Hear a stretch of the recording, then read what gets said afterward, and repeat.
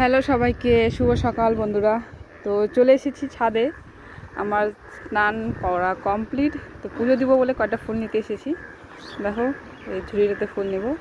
আর দেখো আমার জবা গাছে আজকে কতগুলো ফুল ফুটেছে, সব কালারের জবা ফুটেছে। দেখো লাল জবা, এই জবাটাও ফুটেছে।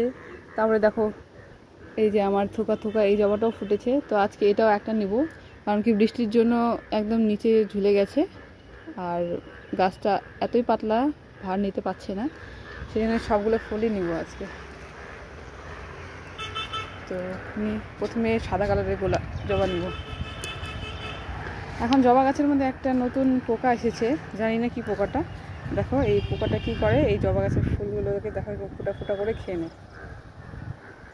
বৃষ্টির দিনে একটু কমই থাকে, কিন্তু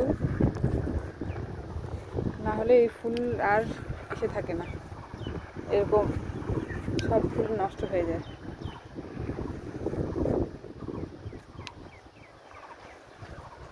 ঝুড়িটাকে এখানে রাখি, তাই না? দেখতে ভালো লাগবে, পড়ে যেতে পারে, হাওয়া হচ্ছে।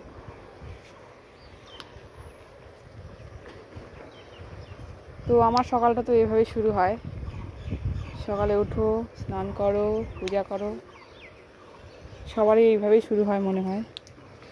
যারা বউ মানুষরা আছো তাদের বলছি, আর মেয়ে মানুষদের কথা বাদ দাও, ওরা হচ্ছে টিউশন যায়, কেউ কেউ স্কুলে যায়, ওরা বিজি থাকে।